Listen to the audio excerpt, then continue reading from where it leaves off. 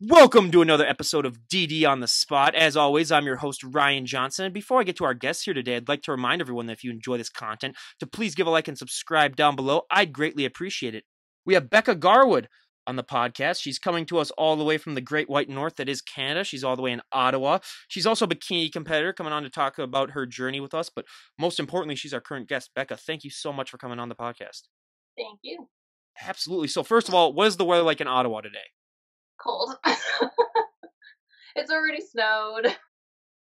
We just got some snow 2 weeks ago, but then it melted, and we're supposed to get a few before. We might get some before our Thanksgiving. It was funny because for everyone out there who's listening, I was talking to her about, oh, maybe we can get you on before Thanksgiving. I totally forgot that in Canada they have their thing. When's your guys' Thanksgiving? Is it in October?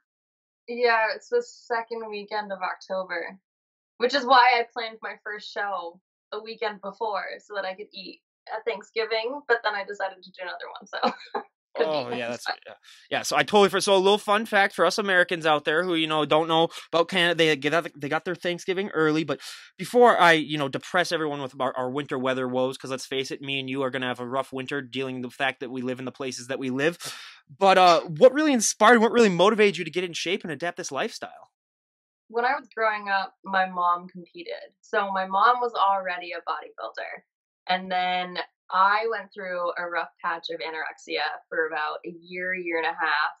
And I went through recovery and all that. And then my mom brought me to the gym one day and she introduced me to like YouTube videos of people who competed. And I set my mind on it and I did one. I think I was in the gym for like 9 months. And then I did my first one in 2016. I looked terrible, but but I did it. Okay, so you are, again, I love having first on this podcast. You are the first guest that I've had that actually had a parent that was a bodybuilder. And you're like almost our 200th health and fitness guest. And finally, we got one who's, because I've always been looking for one. I was like, okay, what's it like for the kids then to be inspired by that? But so when you were growing up, was your mom a bodybuilder for like your whole life, or was it just a recent thing, or what was her journey been like?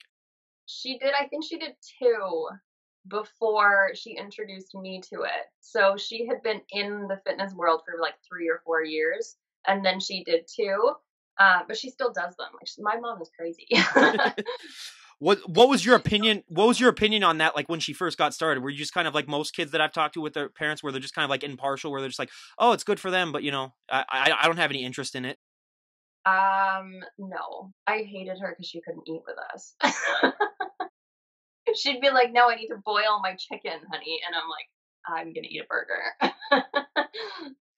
No, I can totally see that 100%. Yeah, that's that. Hey, that would be my same reaction too. But I mean, a question that I love to ask every single health and fitness guest that I have on, because it's so true, is that if you were to walk into a gym with 100 people, there's 100 different ways as to how those people got into shape. Whether, I mean, it comes down to their diet, their nutrition, how many reps they do, what exercises they do. So many little things add up to the overall package that people end up seeing. What was that experience like for you when you first, like you said, with your mom, walked in the gym? Because I always say, if you were to walk up to someone and say, hey, what'd you train for this body part? It looks amazing. What works best for them 99% of the time might not work as good for you. Yeah. I went in and had no idea what I was doing. And I was young. Like I was 2016. I can't do math.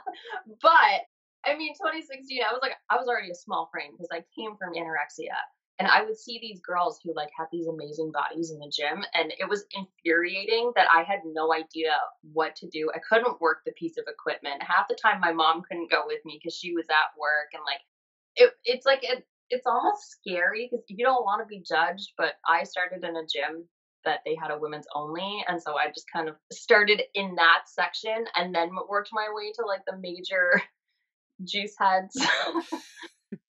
Hey, well, that's a thing that I always recommend too, because some people, they just like want to just go in there and just get started right away, where it's like, hey, work your way up a bit. But they had a women's only section. I've never been to a gym that's actually had that, so that's actually cool. I think that some gyms should maybe start to open that, because that's one complaint we have from people all the time when they first got started, was that they were afraid of like you were talking about, the juice heads that just basically can Yeah. be very, very intimidating. So yeah, I totally understand that completely. But everyone always has that one body part when they get started that really, really takes off, that they don't have to train as much. And everyone always has that one body part that just lags behind, that they just have to train into overdrive to get it to catch up to everything else. What were those body parts for you? And I'll give you mine first though. For me, I mean my back, because I had jobs all throughout college of, you know, lifting and loading heavy packages into trucks, and you basically got a really defined back or you quit. Those are basically the two options that were laid out in front of you. But also being 6'3", I mean, my legs, my lower body is just shot, where I mean, I have to train it into overdrive. I still have friends in the gym that make jokes at me, be like, "Hey, you plan on training legs anytime this year?" And then I'll just, oh my God, I train them twice a week, everyone. But it's just, yeah. And then like calves too, with my ultimate, you know, pet peeve, just because you're either born with them or you're not born with them. I mean, you can train them. I always said I can inject pure muscle into my calves and it wouldn't matter. They wouldn't grow an inch. But what were those body parts for you when you were getting started? My shoulders grow like weeds. My biceps grow like weeds. My back grows like weeds. My quads grow like weeds. But for someone who's trying to do bikini, you need glutes, and that is like I can't grow them. I just cannot. Like, I mean, I've grown them, but like it lags.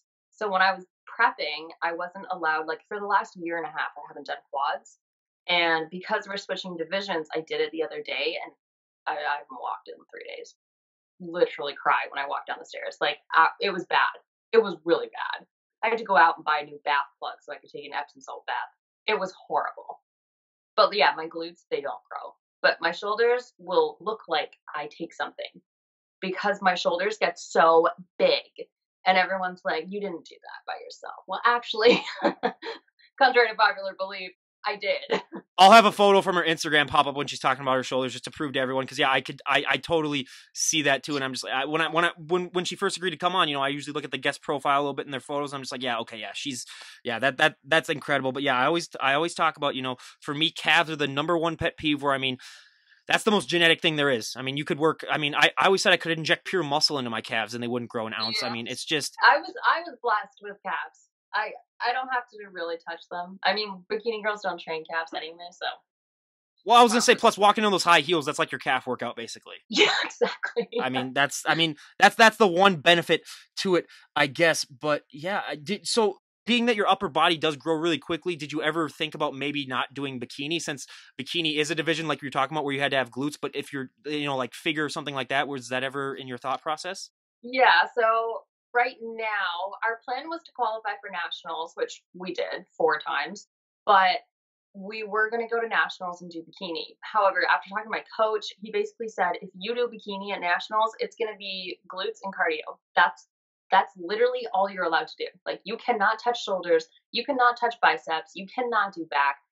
Don't touch those quads, like nothing except glutes and cardio. So we reevaluated, and because they're bringing in bikini wellness, I don't know if they're bringing it in the States. I think they are. I think I've heard something about it. Yeah, they might be. Yeah.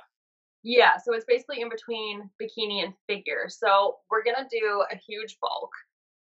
Pray for me because it's not easy for me to bulk. Like I'm a small girl. So we're gonna see if I land better in figure or if I land better in wellness. If that means doing a show and doing both and seeing where I place, then we'll just do that and then we'll do nationals in whatever I place in. That's awesome. And yeah, just going back to when you were talking about how you couldn't walk for like 3 days. I have a story that's similar to that, where I mean, I'm one of those people too, where, you know, after I train legs, you know, I hate the world for, you know, the next day or so. But it was winter time, and, you know, I was walking home because when I was in college, I lived about half mile or so away from the gym, because they had a gym like just right on campus that I was living on. And then, so I got done with a leg workout and I slipped and fell 4 times on the way home in the ice. Oh my god. I Were, did CAPS once and I missed my flight because I couldn't get to the gate fast enough. Because I would walk and I would feel sick to my stomach. And I just watched the plane just reverse from the gate and I was like, okay. it wasn't meant to be On the then, I guess. next Yeah. one. Wow. Yeah, I know. I mean, for something that's so important, I mean, it's amazing for something that we use for every day. I mean, how many steps do we use that it's something that hurts the most after we train? Because we use it. I just never Yeah, quite understood that. It's like we don't walk on our arms and it still doesn't hurt as much as, you know, when you're training legs. So I know. I was like, well, some people do, I guess, but, you know, I don't. But yeah, it's just, I mean, this lifestyle, there's so many things that people do not understand. But one thing that I love to talk about is that, you know, just to be able to get into shape to go on a prep takes so much hard work, dedication, and determination that I always say 95% of the population would not be able to do it. But going on a prep, you are notching things up to an extreme where, I mean, your diet has to be perfect. You have to get all of your workouts in. I mean, everything just becomes so scientific. What was that adjustment like for you? It wasn't that bad to start with for my first show, because my first show leading up to it, even through my bulk and everything, I was tracking macros to a T. Like, I was meticulous about this. Like, I did everything 100%. After my first show, I was like, I'm not tracking. Like, I need to step away from the numbers. And I didn't track for 2 years. And then I did 2 preps last year. And that was tough. I mean, I wanted it bad enough. If you want it bad enough, then it's not so hard. So I wanted it bad enough that I was able to do it. But once you hit that like 6 week out mark, it drags. That is the mark where you're like, I don't know if I can go on. Like, it's at that moment that you realize you've given up your life. I'll admit I tried for 2 weeks a prep. Just when one of my college friends was doing it, I wasn't going to compete. I was just like, I just want to see what that's like. After 2 weeks, I just woke up one day and I was like, yeah, there's no way. I'm not doing it today. I called him and I was like, you can go to the gym by yourself. Like, I'm going later. Or I think it was a meal that like we had to have together. And I was like, nope, I'm sorry. It's like, I support you. I see how difficult this is. I mean, yeah. So then I was like, you know what? You do your thing, but I'm sorry. I need to go and I need to go have a drink. So, yeah. The prep for my first show this season was extremely short. We did it in 7 weeks. So in those 7 weeks, I had no cheat meals, no refeeds, nothing. It was just straight cut the body fat. Yeah, because we were planning on doing Ottawa's for my first show. And then I dropped weight really, really fast. Like, I was stage ready within like 4 or 5 weeks. And I was like, hey, there's one in 2 weeks. Why don't we just do it? See what happens. So yeah, for 7 weeks I had nothing. I just feel so bad for some of these guests that I have on, but it's a part of the sport. But what would you say would probably be the biggest nutritional change that you made when you started adapting this lifestyle? I mean, when you track your macros, you can pretty much fit anything in, right? I monitor micros because health, but for the most part, it's more or less eat what you want, because you really can fit it in and you can still hit your micros. But when you're prepping, my meal plan is strictly chicken, rice, asparagus, oatmeal, and tilapia and avocado, which I hate, by the way. I hate it. I think it's the most disgusting fruit in the world. But like, eating that every day was hard at first, but once you take out the sugar for long enough, you don't really crave. Like, I wanted food, but I didn't need it.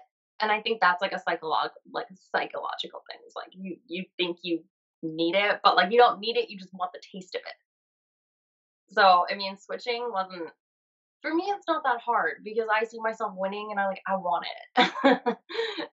Maybe I'm just weird. I don't know. No, that's why I like to have bodybuilders on, because they do have that mindset where, they're willing to go through so much when it comes to just not only the working out, which can be hard enough in and of itself, doing that day in and day out, but the nutritional part, which is, I always found to be, at least in my opinion, vastly harder, because it's the same thing. And yeah, I mean, you have to have that mindset in order to even get through a prep, I always think. So yeah, I'd call you crazy if you didn't have that mindset. If you're just like, no, I absolutely hate it, I wake up every day just hating myself, and then I'd just be like, okay, yeah, then you'd seem like a normal person then, basically, where it's just, there are weeks where I wake up and I hate it when I'm on prep. There are weeks where I'm like, why am I doing this to myself? But then there are weeks where I'm like, okay, she's gonna win. It's fine. Like, well, then also here's the benefit though. You look at yourself in the mirror and you're like, oh, okay, that's why I'm doing this. Yeah. So yeah, exactly. I mean, it's like if you had zero results at all, then I'd be like, okay, yeah, this is the dumbest thing I've ever done. But since it's so result driven, I mean, yeah, let's be honest. Like, people, if the average person looked like you looked like when you were in prep, they'd be like, okay, yeah, maybe I can try this for a few more days and just see what happens. But yeah, it's the nutrition aspect is just so fascinating, because I always like to compare it sort of to like being a mad scientist, where you're just trying to concoct your own potion and figure out, what works best for you. But a myth that I love to bust on this podcast, and we talked about it a little bit before we started recording this podcast, is, it's gotten better the last 5 years due to Instagram, but there are just still so many women that have that fear that if they walk into the gym and, touch one weight, they do one bicep curl, they do anything that has to do with anything weights, they're just going to put on, 50 pounds of muscle overnight. And like I said, I always say to that, I would spend my entire life savings to talk to them for about half an hour because they've found the secret that, me and everyone else is looking for. Did you ever have that fear when you were getting started? Even though, you had a mom that competed. So obviously, she probably let you guys know that, like, hey, you're not just going to put on muscle overnight. But even if you didn't have that fear, how do you like to respond to that? Because I bet you still hear that all the time. I didn't struggle with that because I want to grow muscle. Like, I would love to put on more shoulders personally, but for my best friend struggled with that. And like, she's seen me do it now and she's not as afraid, but I find all girls will only work their lower body. Like, stop it. Please. Pick up a dumbbell and do some lateral raises. The thing is like, people think that you're just going to grow muscle and look like a man, but girls don't have the testosterone to do that. The only thing you're going to do is shape your body. You do shoulders and you do back, you're giving yourself a smaller waist. Like, I think if people understood the hormonal aspect of it, they would better understand that it's literally not even physically possible. Well, and I just says, does our guest look like Hulk Hogan or Dwayne The Rock Johnson? It's like, and we have guests that have competing, for like 10, 15 years. And it's like that. No, that's not the case unless you're doing something with your body. But that's, if you're doing it all natural, it's not going to happen. But also, I have a similar thing like with that when I was in college too. We had a gym where it was at the bottom of the floor. So it was a basketball court. And then like right next to it was the gym. And then on top, there was like the little track that you run around on. And that's where all the treadmills were. Women, that would just be the entire area was the track area, and they'd just be on the treadmills the whole time, and there'd be like one or two women in the gym with like 100 other guys like lifting, and it was just ridiculous because I'd go up and I'd do my cardio before I worked out, and then it's all it would be just women. I was like, geez, if only like half of them would just go in and just realize that, even just do like resistance bands or something. That, yeah, I think it has gotten better since then. That was what, like 4 or 5 years ago. So it has been getting better, but so yeah, hopefully, I always say too, it's like, what's the worst thing that's going to happen? You're going to look better and you're going to get stronger. And not only that, but if you gain muscle, you can lose muscle, in a year, I lost 6 pounds of muscle. So it's possible. If you don't like it, change it. Oh, absolutely. It doesn't stick with you forever. And I think that's that's one thing that people really seem to think. But I always say, going off of that, the one thing that I think impacts women so much more positively than it does men is the confidence boost that working out gives you. We've heard so many stories on this podcast of women who've, made life-changing decisions. It just really helped them in, either their social lives or just giving them more confidence to, be a little bit more assertive or just all those types of responses. And I always say that's the one thing that you can take from the gym and use to impact every other aspect of your life. How have you taken that confidence boost from working out and used it to make your life better? I don't take crap from anyone. If you can't tell from my Instagram, I don't take crap from anyone. But I started from someone who was timid, like a little tiny nugget, timid because of anorexia. Like, obviously, I had self-esteem issues, but now it's like it doesn't really matter because when you work to better yourself, you end up feeling better about yourself. Maybe you don't end up looking how you want to look, but like you feel better when you leave. So from the way that I was before to who I am now is like a completely different person. Insanely. Like, I wouldn't stand up for myself when I was however old I was, 19. Oh, well, and I gotta say too, everyone, they have to put an asterisk. She is Canadian, so this is the first ever Canadian that we've ever had on that ever said that they don't take any crap from anyone. That how do you do that in Canada? That's the first of all thing that I gotta say. That's true. Everyone just apologizes. So I actually have a funny story for that. So my brother played baseball in Kelowna for one summer, and in the Canadian League or whatever, and we always would give him crap and just say "a" every time we called him on the phone or whatever. And then I remember talking to him. I was like, "Are they really like? Is it really like that bad as people like the stereotypes say of like them just being like extremely nice and like just always apologizing?" He's like, "No, it's worse. It's like I would have never thought that it would be, but it's yeah." So it really is. Like, you can turn around and bump into someone in a mall and they will apologize for being in your way, but like you weren't paying attention. And then it back and forth like, I'm sorry, no, I'm sorry. God, thieves just must have a heyday there. If people are like, probably they could probably like steal your wallet and they'd be like, "Oh, sorry for having my wallet in front of your." No, but yeah, it's I've Funny always enough, that actually happened at the Ottawa show. My friend got his wallet stolen. Like some guy stole his wallet, and the guy literally gave it back on top and apologized for stealing it. I was like, this is the most Canadian moment of my life. I was gonna say, yeah, there's always that stereotype that the baby's first word in Canada is sorry. As soon as they're born, that's the first word that they learn. But yeah, that's awesome. But one thing that I really think is so undervalued when it comes to the outside world's opinion on bodybuilding, because it's one thing that I've found that, you know, is usually the hardest thing for almost all of the athletes that I have on the podcast is the posing aspect. I mean, we hear about it a lot that, I mean, it's harder than your working out. It's harder than your nutrition. I mean, I like to compare it now to being a perfect driver, where you can be a good driver. You can never be a perfect driver. You can be a good poser. You can never be a perfect poser. It's always ever evolving. What was your experience with posing like?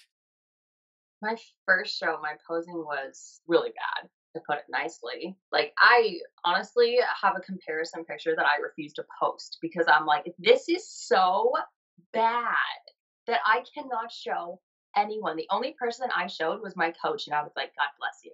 Like, I literally said, thank you.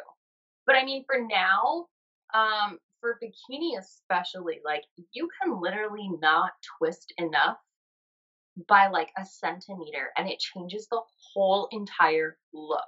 I have been working on my posing from 2016 to now, so almost 4 years. And there are so many like minor details that you don't even think of. Like a lot of girls in their back pose will bend their legs to make their glutes look better, but you're really just ruining your hamstrings. So you're ruining the tie-in by doing that. And there's so many little things to posing, like the way your hands are. Like your hand hanging at the side. If you have it facing out like you're holding a spoon, you look silly. But you don't think so. You think you look pretty. I mean, it's so undervalued, and a lot of people just don't realize that.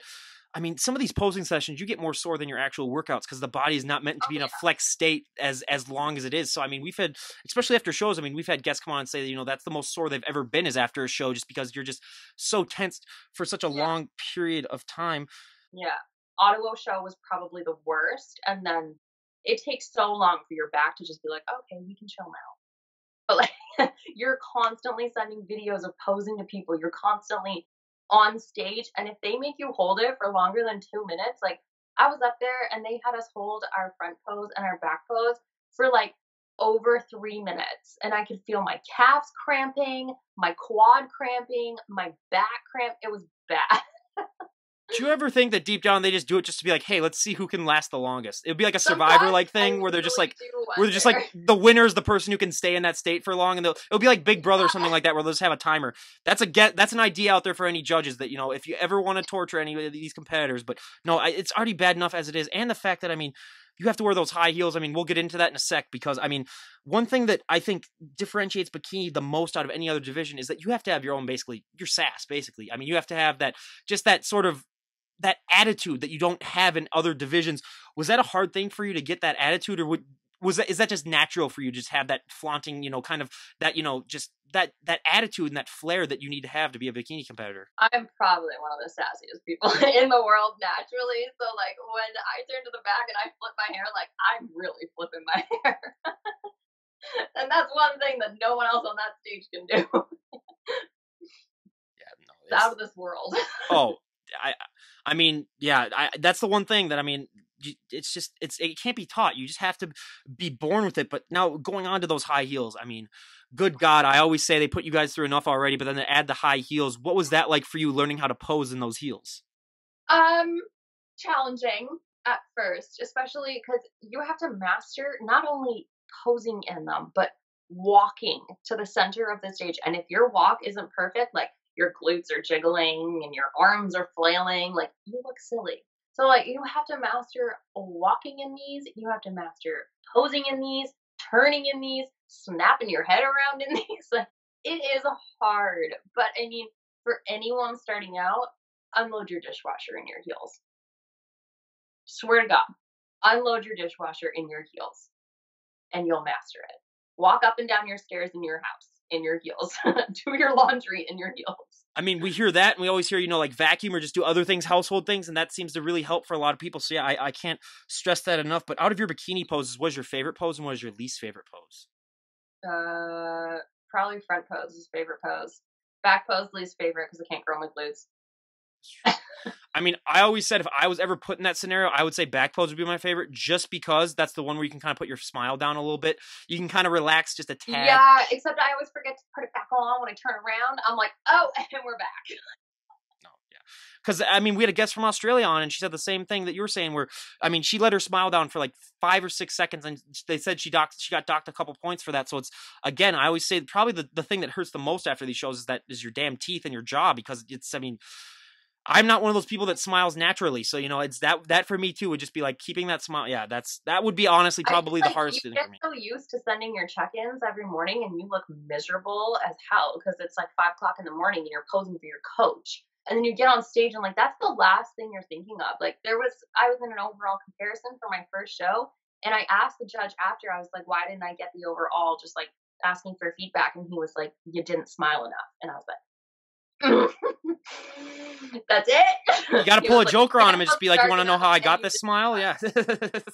Just tell him, let's put a smile on that face. Yeah, or something like that. Yeah. He said your tan wasn't dark enough and you didn't smile enough. And I was like, see, that's what's so stupid about it though, because it's like you can't necessarily control what that tan's gonna look like on you. No, I paid for that tan and it just wasn't dark enough. I guess I don't know. I mean, again, that moves us perfectly onto that topic, because as you can tell, I'm one of the palest people you'll ever meet. I either get burnt to an absolute crisp, or I just get farmer's tan, where, let's be honest, that's not a real tan, but bodybuilders get tan. Never been tan a day in my life, so I always got to ask, what is that feeling like when you get to see that tan put on? I mean, because we always hear so many stories about how, you see muscles that you never even knew that you had. Everything really seems to pop out. What is that feeling like for you when you get to get that tan on and finally see the final stages of all that hard work? I mean, it's a load of satisfaction because you're like, okay, it came together.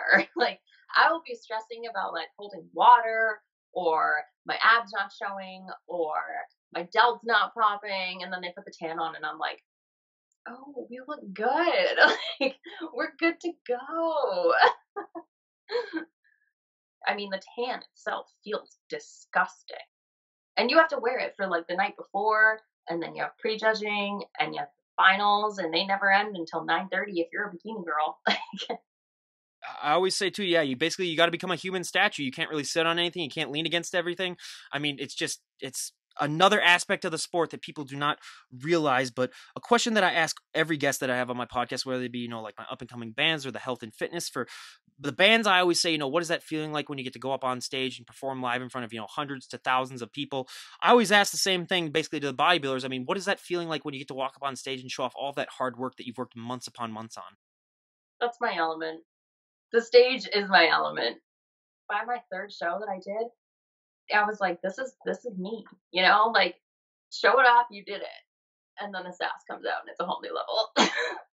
I totally understand the leg shaking. One time when we were playing in the state tournament in Minnesota, I was onto the plate. I think there was 2 outs and we were in like the semifinals game, and it was the bottom of the inning, and we had a runner on, and I was in the box and my legs were shaking, and I was like, okay, I'm not even going to be able to swing the bat. Like, it's now side note for everyone out there, I ended up walking anyway, so it really didn't matter. But I could totally understand the leg shaking where you're just like, God, you just want to like stab yourself in the leg just to like get it to stop. Where you're just like, simmer down. Just simmer down. Everyone. So yeah, I totally get that. But when you're on stage, I always find it fascinating. For you, does the time seem to speed up, or does it seem to slow down, or does it sort of depend?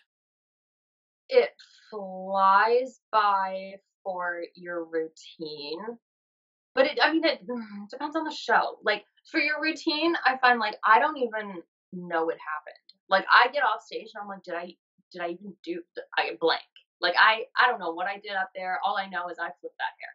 So, but then comparisons come around and like they drag only because you're holding those poses for so long and it hurts so bad that you're like, tell me to move to the back, please. Like, you're literally standing there like, this hurts now, guys. Come on.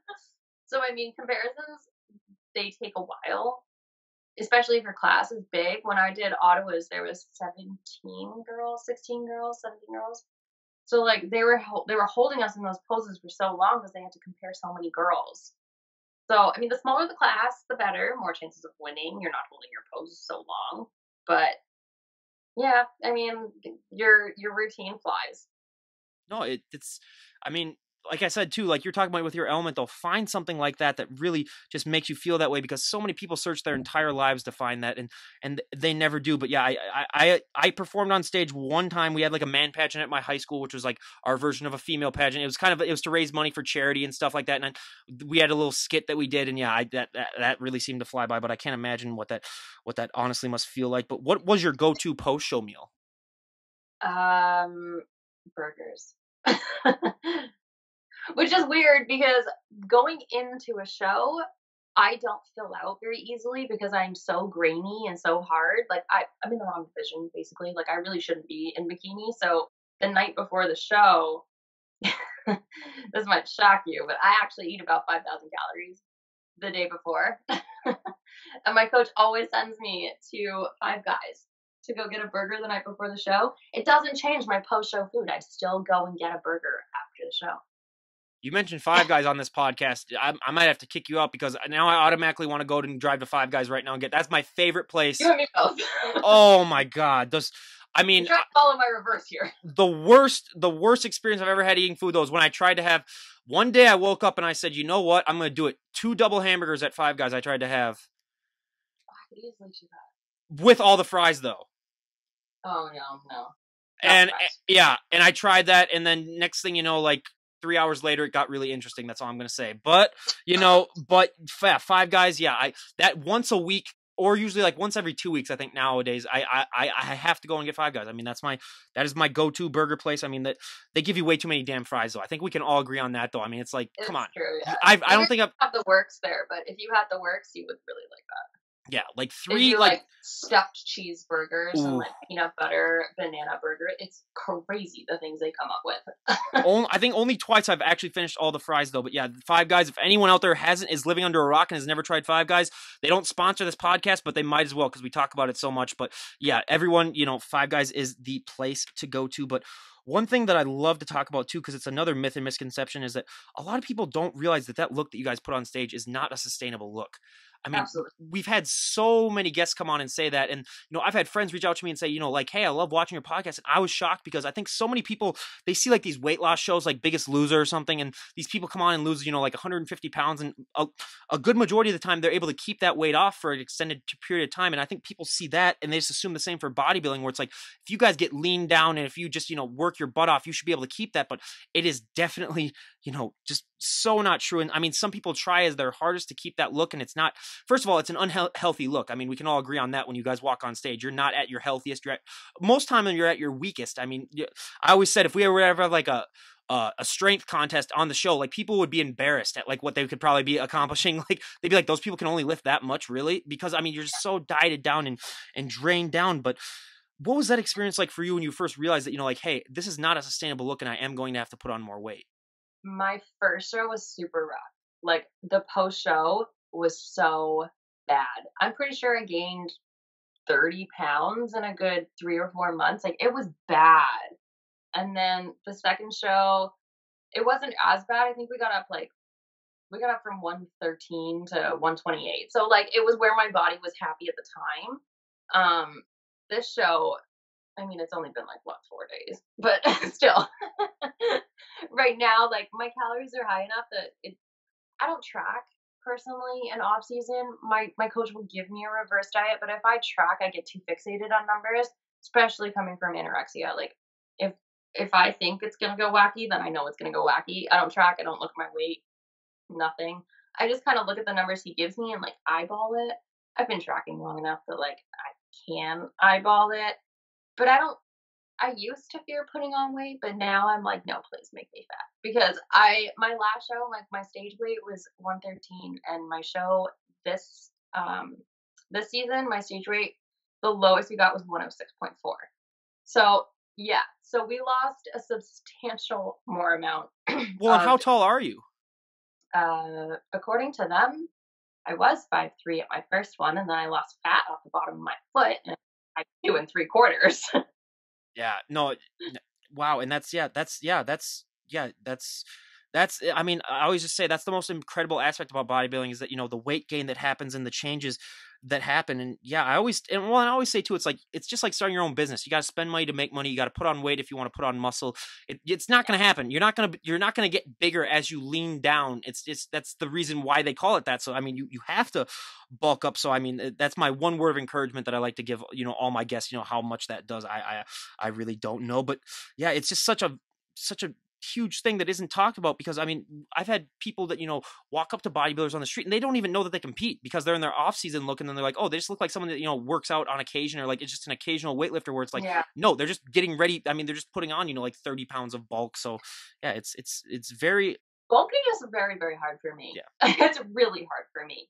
Like I look like I'm competing year round for my upper body because I just don't gain fat on my abs. Like I have abs year round. I have veins year round. It's a blessing. How's bragging camp working for you? It's a blessing but a curse. Like when I'm trying to put on muscle, like it's really not easy. And I think that's also a huge misconception. Like, yeah, sure, dieting is really hard, but honestly, bulking, a whole new ballgame. Yeah, well, I'm a little bit similar in that like, my upper body, I've never gained fat in it at all, but I am your average guy where every time I have a beer, just go straight to my stomach, where, just like that, all the fat is just stored there. So, I always say when it gets time to summertime, I slim down and, I get a nice little, I call it like a 4.5 pack, because like the bottom pack is almost there. It's almost there. So, the first, that's my off season. Yeah, the first 4 is, pack, and then my off season's 4. Yeah, the 4-pack is rock solid, and then the bottom, just the last chunky little flap. It's just barely there. But yeah, so yeah, I totally, I understand that. But two of the questions that I love to ask, especially the bodybuilders that I have on, I mean, for me, the first one, I always say that, there's so many positive things that happen to me when I started, working out and getting bigger and stronger. The one negative thing is you're going to get asked to move a lot of people's furniture. You're going to get asked to open a lot of pickle jars or bottled water, or anything that's sealed on tight. You're the go-to person for that. I mean, I'm still at home with my parents for the next 2 months after I move out after the holidays. And every time they come home with groceries, I basically lift the car into the driveway and carry in the groceries for them. Has that been a similar experience with you, where, I mean, people just assume that you can do favors for them now, especially, I mean, your friends? Because, I mean, if your mom competes, she must be able to do all that stuff herself. But has that been a similar experience for you? Yep. I am the jar opener, first of all. I work in an office, and we had to clean all the files out from 2018 when it hit 2019. And I had to bring 36 boxes of files downstairs. And I was like, look, just because I work out, it doesn't mean this isn't any heavier for me than it is for you. 50 pounds is still 50 pounds. Like, in heels, walking downstairs. Yeah, I mean, my worst experience was I was unloading a truck, and all the packages were 75 pounds, and there was 600 of them, and they said, yeah, you have about an hour and a half to get this done. And it was, let's just say I literally driving home, like I've never cried from like hurting, other than the, like something, like emotional, but like that's the first time I almost cried just from hurting physically, where I was just like, I was like holding it, cause it's like it was a half-hour drive to get back home. And like the whole ride, like even steering like the wheel, I was like, oh my God. And then waking up the next morning was one of the worst experiences of my life. But that's just that. I totally understand how you just basically become, like everyone's go-to when it comes to that. And sort of going off that question though, I mean, when you are in contest shape, or even when you're looking the way that you are right now, I mean, 4 days out of a show, I mean, you are not the average looking woman. What is that experience like, especially if you wear like, especially when your upper body is going to be in shape like the whole year round, when you wear like cutoffs or anything like that? What is that experience like, because you are going to draw a lot of people's attention? It depends on what environment I'm in. I work in an office, so it's super hard to fit into work clothes. Especially, I'm already short. It's hard to find clothes that fit me, like office clothes that fit me. But then you find office clothes that fit a short person with extremely big shoulders. Game over. Have you ever ripped any office clothes while you're working? What's that? Have you ever ripped any clothes when you were working? No. For me, that's when I realized I need to change, because I went to a friend's wedding and I bent over to pick something up, and luckily it was the shirt inside the tux that ripped. So I lucked out big time on that one, but that's when I was like, okay, I might need to upgrade my wardrobe a little bit. But I'm going to make that a 2020 goal. My bulking goal, rip my clothes. Hopefully you have something on underneath, though. That's all I'm gonna say. I mean, hopefully it's just you're not at the office. But yeah, that's another. Yeah, that's a whole different topic. But no, yeah, it's yeah that I've always wanted to do that one time too, just like fit in like a really small guy and then just do it. But yeah, maybe again, I'll make that a goal then for me too. And I mean, you led me perfectly into the next question again because we'll just go off that a little bit because, like you said, if you have big broad shoulders, I always say dresses aren't your best friend. Jeans are another thing that we have all the time. We have a big lower body and a small waist. What are some other ways, other than your fact that you have to wear office clothes, but what are some other ways that you're able to compensate for the fact that your clothing options already are extremely limited? I wear a lot of gym clothes, to be honest. When I go to work, we're not allowed to wear leggings. But if I wear a sweater that's long enough that you can't tell I'm wearing leggings, we're good to go. And I am ready for the gym after. So, like, it's Hey, I always said the guy who invented leggings, I mean, he did a really great thing there because I mean it's helped out so many people. But now I mean one of the training techniques that I love to talk about because I found it out about it a few years back and I've been using it and I really think it really helps is time under tension. Do you use a lot of time under tension in your training? yes and no. There are certain things where I'm not allowed to, like, because mainly I was only working glutes. But For anyone out for there, it is pretty hard to do time under tension for glutes. Yeah, and for upper body, I don't really because it grows so fast. But for my quads, now that I'm allowed to work them, you best believe my coach has holds in there, Yeah, yeah. No, which is yeah. why it hurts so bad. Yeah, I also say that's the first time I ever really started hurting like really bad in my legs too is when I started incorporating that. So yeah, that's just something Yeah, that. Ugh, yeah, yep. especially leg extensions. Those are the bane of my existence right Oh now. my god, well, and just even like even like my kneecaps usually just like hurt after that. I mean, it's just like they don't just Yeah, hurt. They don't just hurt your thighs. They just hurt everything basically with your leg. But yeah, leg extensions. Yeah, that was the one. That was like the first exercise I think that I ever really did when I was like 12 years old because we have the machine still downstairs. But yeah, that's yeah. Don't even get me started on that time under tension. I mean, I want to. I will. I hate the world, when I'm doing time under tension, but it does show the best results for me. But if you could change one thing about the sport of bodybuilding, what would be one thing that you would like to see changed? um, assumptions first of all, especially Preach. the general public. I work in an office, and these people, a lot of them started when I started prep. So that's all they've known from me. And like they literally think that's how I live my every single day life. Like my life revolves around the gym. It doesn't. It does on prep. My life revolves around my prep. But off season, like I still live. Like catch me eating chocolate chips every day. Like, but the judgment and the assumptions that come along with it, the rude comments that you get when you prep, come on, people. Just let me live my life. Yeah, it is ridiculous. I also said too, I mean, the most popular answer that we have is that, the judging too, where I mean, like you said, if you did like back-to-back shows, one panel of judges might want a little bit more of a leaner look, the other one might want a little bit more of a bulked up look.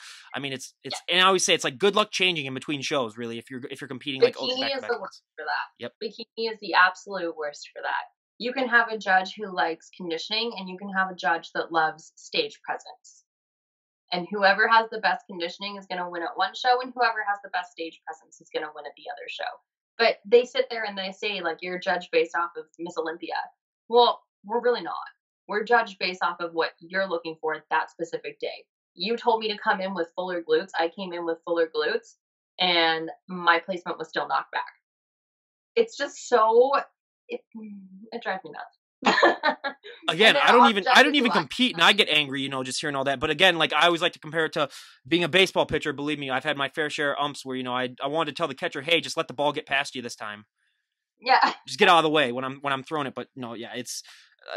But I think it's like just like with every sport too, where there's always going to be human error and stuff. But again, yeah, if they could just come up with like a more universal, where they're just like, here, if they could just maybe even like make a statue for him, be like, here, this is what we want, like get the closest to this, or just a model that like every judge would apply to. But yeah, Yeah. that's unfortunately I do not think that is going to happen. But now, if you could go back in time and talk to the 18-year-old version of yourself, what would be the best piece of advice you would give her? Eat. Eat. I would pull a Back to the Future 2 myself and like give them like sports betting advice and be like, okay, here's how you're gonna make $10 billion. But yeah, I would say, I mean, that's that's when I really got started in the gym too. So I would just say that too. I'd say eat and lift. Just do what. Food is not the enemy. That's literally what I would tell myself: is food is not the enemy. Especially like someone coming from anorexia. I hated food, and now I love it.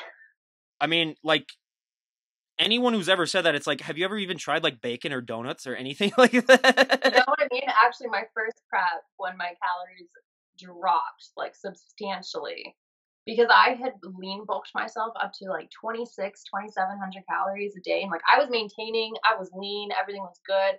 When they dropped, I literally looked at my mom and I was like, how was I ever anorexic? Because now 1,000 calories a day is death. Like, how did I ever eat 300? I mean, yeah, it just goes to the mindset too. I mean, like with the anorexia, it's one edge of the spectrum when it comes to controlling your body, and then bodybuilding, it's a whole other different aspect. And what was that like for you though, going from one opposite end of the spectrum to a completely different opposite end of the spectrum? It was very different. I mean, for anorexia, you have this goal of wanting to be tiny and wanting to be stick thin, you know? But when you get into bodybuilding, you have this goal of building muscle and then chiseling your body fat down to view the muscle, which you can't do without eating adequate amounts of protein, adequate amounts of carbs to keep going, and adequate amounts of fats for your hormones. So, like, I did a lot of research myself before I even thought about competing. Like I knew all about macros, I knew all about micros, I knew how to calculate everyone else's macros. I knew everything there was to know before doing it, and I'm still learning to this day. Yeah, you're talking to a guy that's 6'3", 210 pounds. So yeah, just hearing that, I'm just like, what? That's like a 2 a.m. like a fifth of a 2 a.m. snack basically for me, or something like that. Yeah, that's a pre-snack snack where you're just like, that's just a filler where you're just like, hey, I have nothing to do. Let me just eat that then, basically. But no, yeah, and that's, again, that just shows, the mind power and just all that other stuff. But if we were to talk to you a year from today, where would you like to be at in your bodybuilding? Where would you like to just be at in your overall life? What are some goals that you would like to have achieved if we were to talk to you a year from today? In my personal career life, I want to start my own business of coaching eventually. In terms of my bodybuilding career, if I'm not a pro in a year, I'll be crying. I want to be on that pro stage, and I want to be earning points towards the Olympia. Flash forward to her crying on this podcast a year from now. I'll have a little thing doing that. No, believe me, everyone, if, go and give her a follow, leave a link to her Instagram page.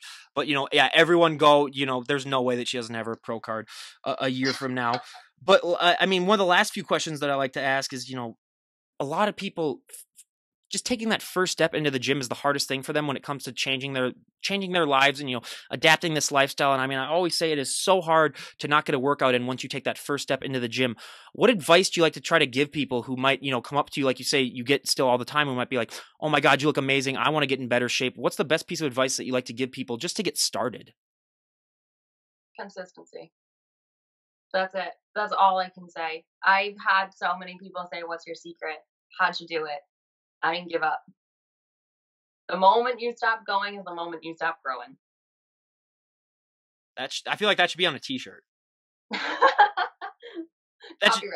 Copyright. Yeah, we copyright that in this podcast, everyone. Anyone makes a t-shirt. Yeah, it should just be a picture of a gym, and, once you stop growing or going, yeah.